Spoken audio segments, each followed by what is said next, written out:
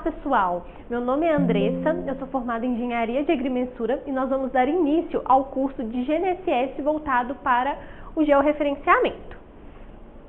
Então, primeiramente, nós vamos falar sobre geodésia e cartografia. Essa primeira teoria é para a gente nivelar o conhecimento da turma. Então, geodésia é a ciência que se ocupa da determinação da forma, das dimensões e do campo de gravidade da Terra.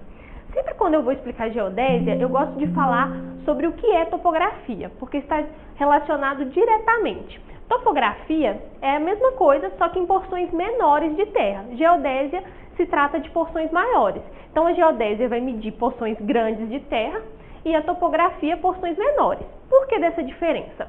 Porque a geodésia, ela se encarrega aí de compensar essas variações da Terra, essas pequenas distorções, né? Porque a topografia, ela considera a Terra plana e a geodésia não, ela considera essa distorção.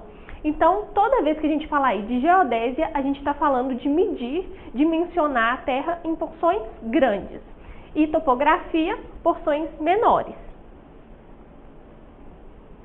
As atividades geodésicas têm experimentado uma verdadeira revolução com o advento do Sistema de Posicionamento Global, o GPS. A capacidade que esse sistema possui de permitir a determinação de posições estáticas ou cinemáticas, aliando rapidez e precisão, muito superiores aos métodos clássicos de levantamento, provocou a necessidade de revisão das características do SGB. Então, o que isso aqui quer dizer?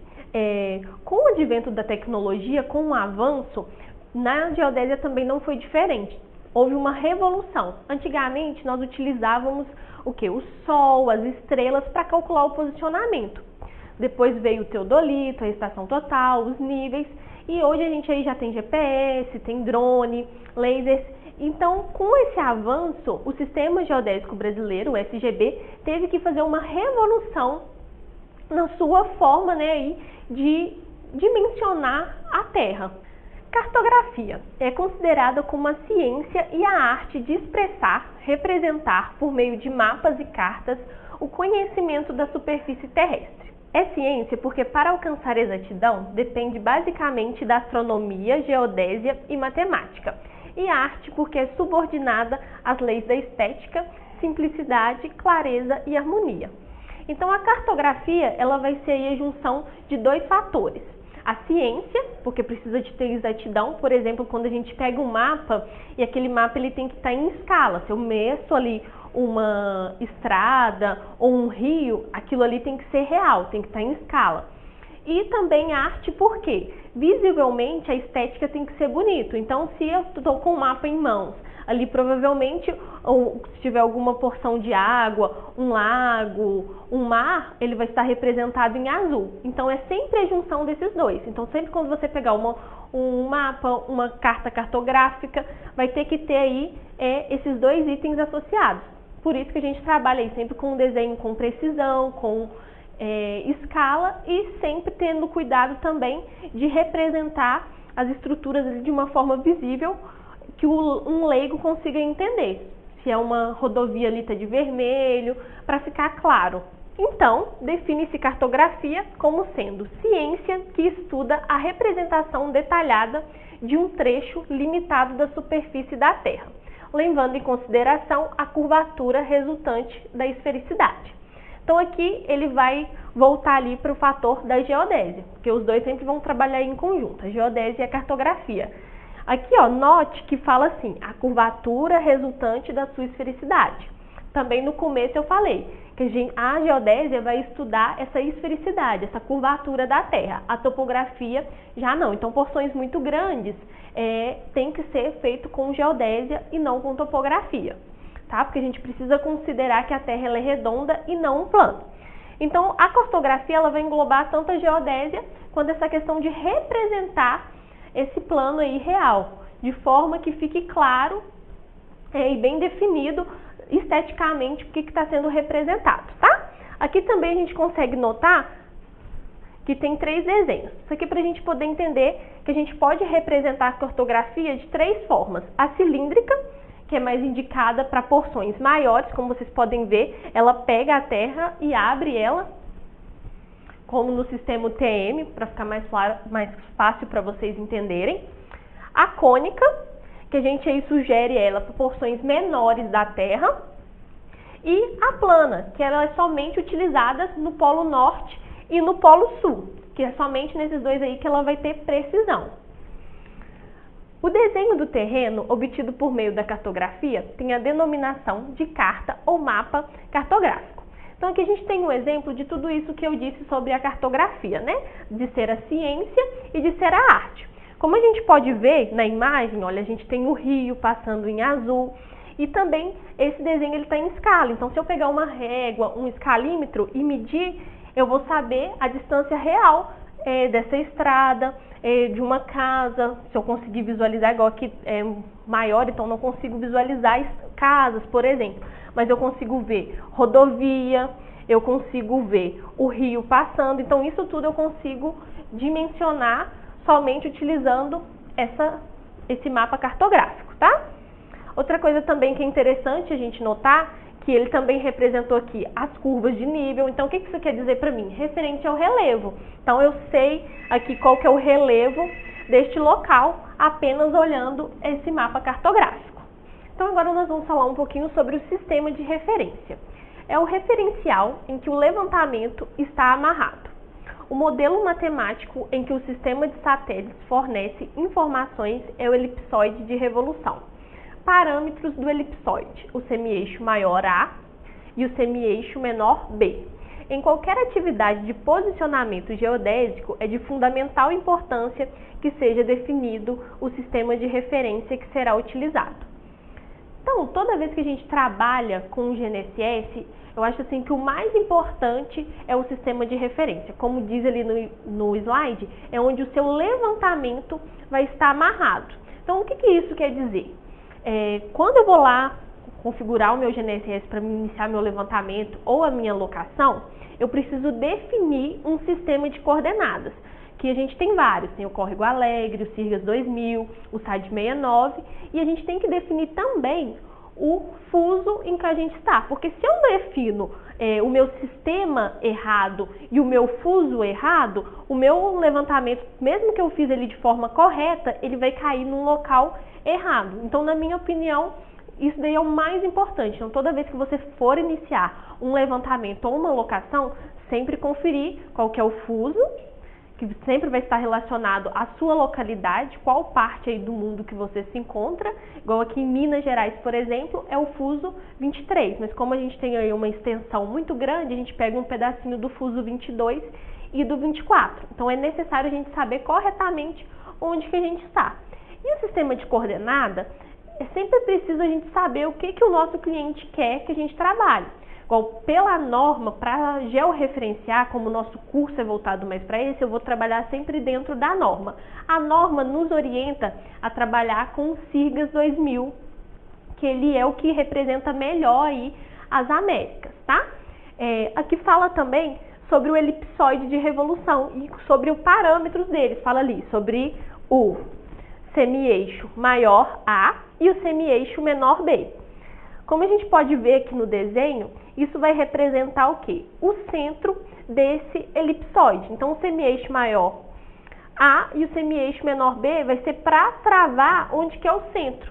Então, a gente vai ver que os sistemas, quando a gente vai conferir ali os parâmetros dele, sempre vai ter o semi-eixo maior A e o B. Por quê? A gente vai ver que tem alguns sistemas que consideram o centro da Terra como o centro do elipsoide e vai existir alguns também que o próprio sistema cria ali o seu centro e não de fato o da Terra. Mais pra frente a gente vai ver isso, tá?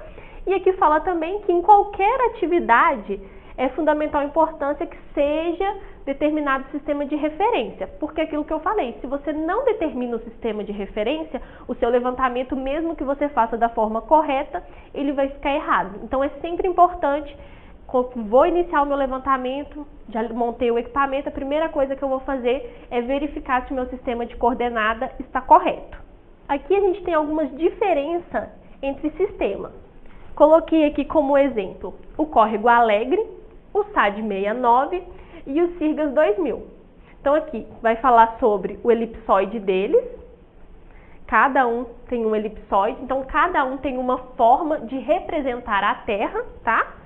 E aqui as transformações, olha, do córrego Alegre para o SAD 69 antigo, do SAD 69 antigo para o Sirgas 2000, do SAD 69 novo para o Sirgas 2000. E eu quero chamar atenções para vocês que o que?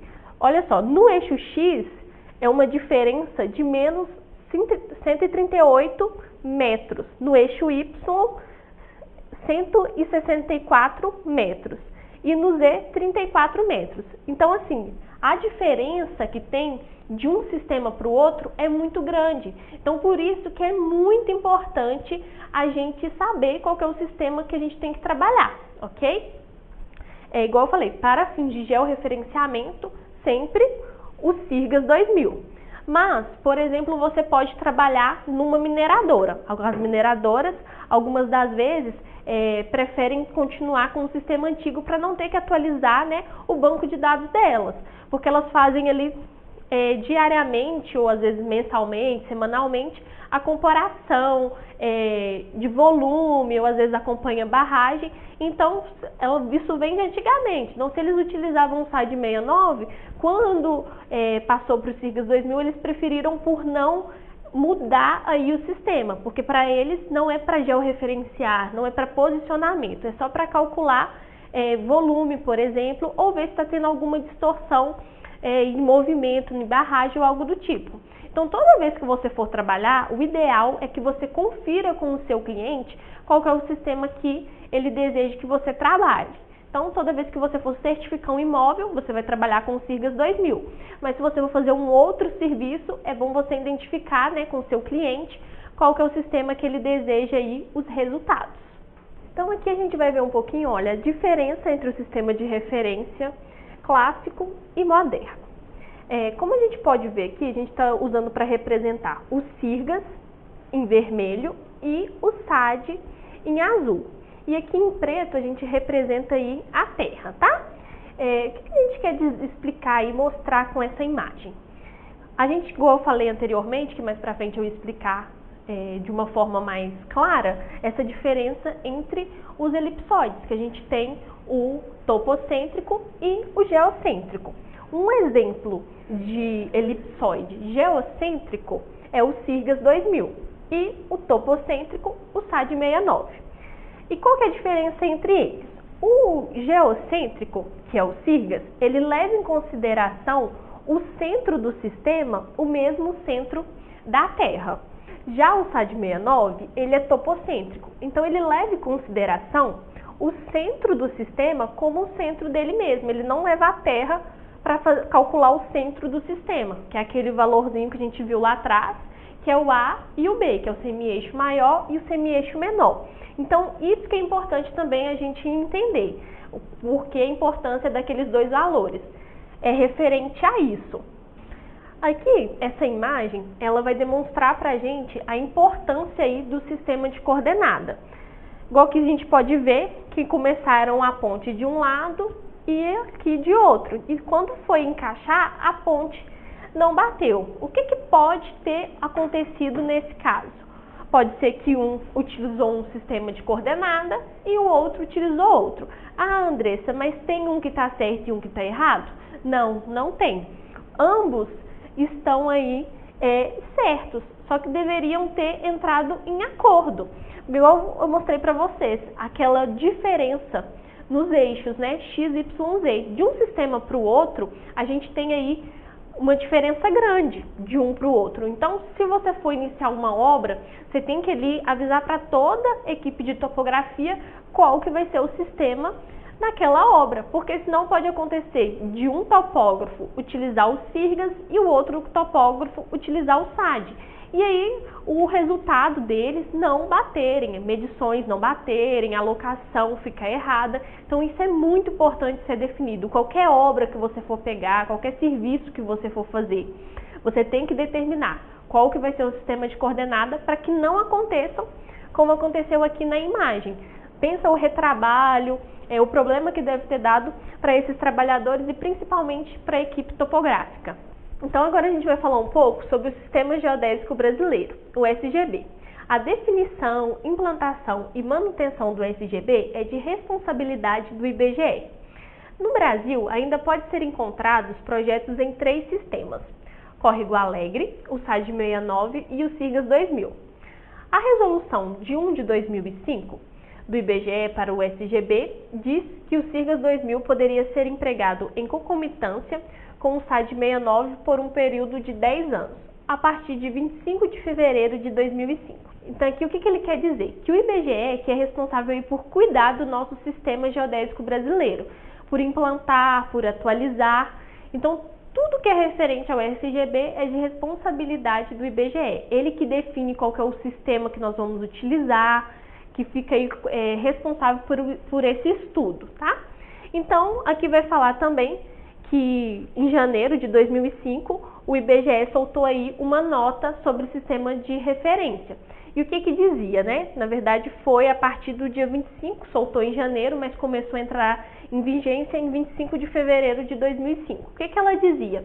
Que durante aí um período de 10 anos ia ter esse período de concomitância. O que significa isso? Que durante esse período de 10 anos, quando você fosse georreferenciar um imóvel ou fazer um levantamento, você poderia trabalhar ou no SAD 69 ou no SIRGAS 2000, mas só durante esse período de 10 anos, porque a partir desse momento, quando passasse esses 10 anos, seria obrigatoriamente utilizar somente o SIRGAS 2000.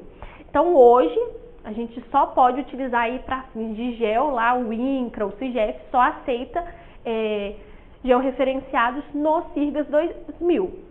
Para eles fica mais fácil, por quê? Para conseguir identificar se está tendo alguma área sobreposta.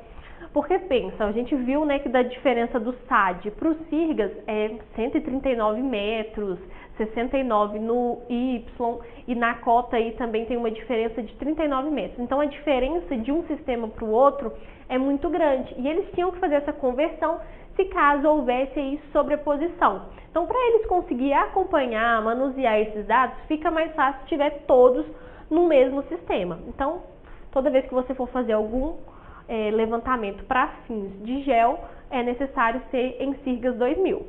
Agora eu vou falar um pouquinho sobre as altitudes. Esse desenho aqui, ele deixa bem claro, né, a diferença entre uma e outra. Vou falar o que é cada uma delas. Então aqui a gente vai ter o geoide, o elipsoide, e em azulzinho aqui seria a nossa Terra, tá?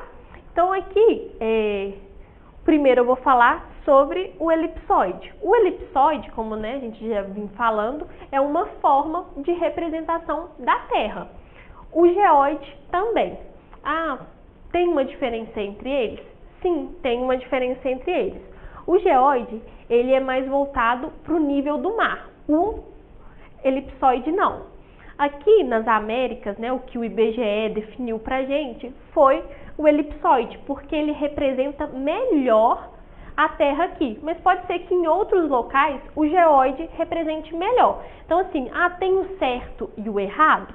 Não tem o certo e o errado. Vai ter o que representa melhor a superfície da Terra naquela região. Então os dois, tanto o elipsoide quanto o geoide, eles tentam ali representar a Terra, tentando pegar aquelas deformações, porque como a gente viu lá no começo, a Terra ela não é redonda, perfeitinha, ela tem ali ondulações, e essas ondulações, esses sistemas, tanto o elipsoide quanto o geoide, é isso que eles tentam representar. No caso das Américas, o que foi definido aí que representa melhor a nossa topografia aqui é o elipsoide. Então, a gente também precisa entender que tem uma diferença aí de cota da altitude ortométrica para geométrica. A altitude ortométrica é a altitude elipsoidal, que é aqui está em vermelhinho. Já a altitude geoidal é a em verdinho. E aí aqui a gente sempre vai ter uma diferença entre uma e a outra, que é o chamado de ondulação geoidal, que é a diferença de uma para outra, tá? A gente vai ver mais para frente, que a gente vai ter uma aula sobre aí como tratar os dados. E lá no PPP vai vir informando essas duas alturas, a altura elipsoidal e a altura geoidal.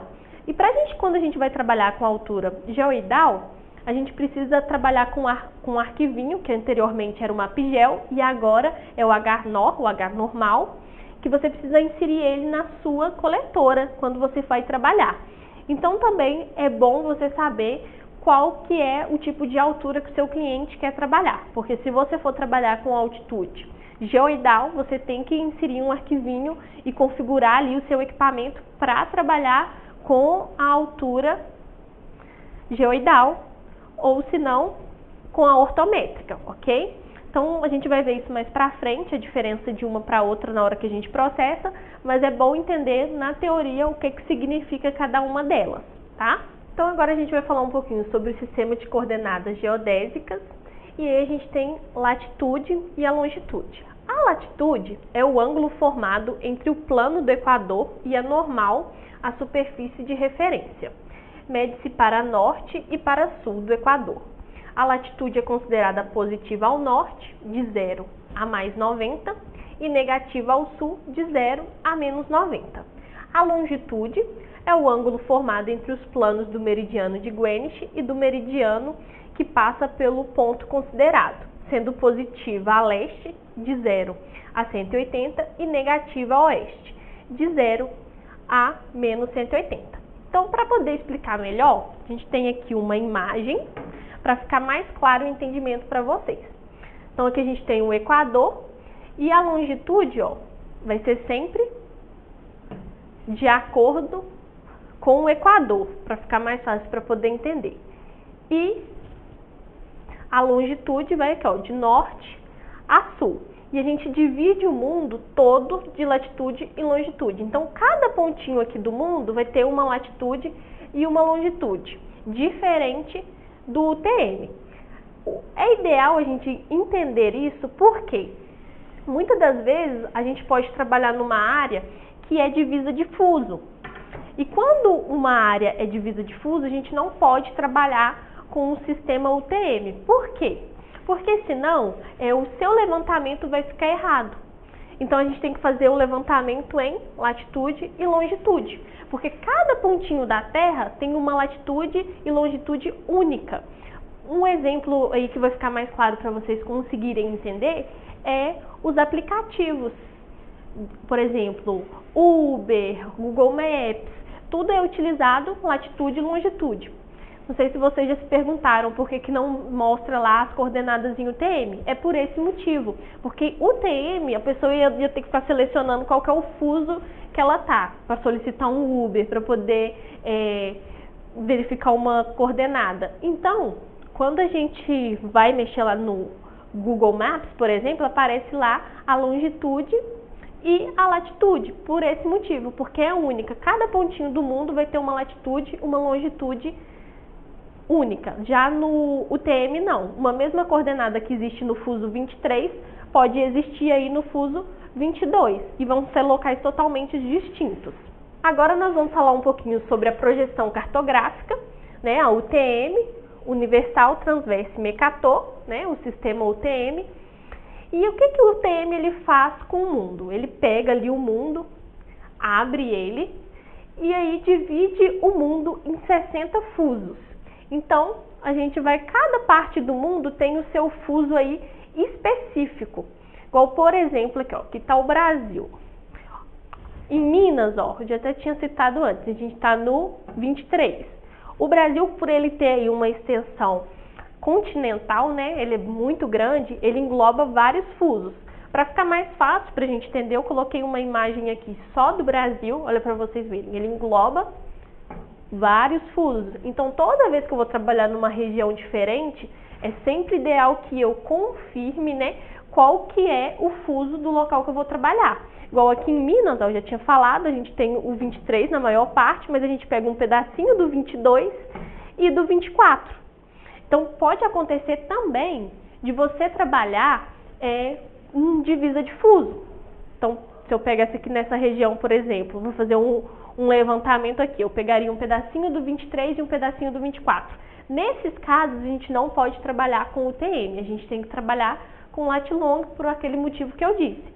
O sistema lat-long são coordenadas únicas, diferente do UTM, que, por exemplo, no 23, eu posso ter uma coordenada x, y, e uma cota 0, por exemplo. E essa mesma coordenada que tem no 23, ela vai existir no 24, mas enquanto no 23 ela está dando aqui em Minas, no 24 ela pode dar lá em São Paulo. Então é por isso que a gente não pode trabalhar em divisa de fuso com o TM. Aí aqui também ele vai dizer, né, aquilo que eu já havia dito, que ele divide o elipsoide em 60 fusos e cada um daqueles fusos tem 6 graus, tá? De abertura. Então cada aberturinha dessa são 6 graus.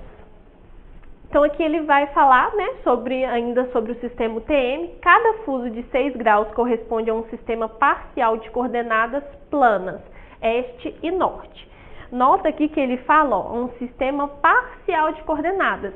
Ele está querendo dizer aquilo que eu já havia dito. Essas coordenadas parciais, por quê? No fuso 23 podem existir essas coordenadas, mas podem existir no 22, no 21.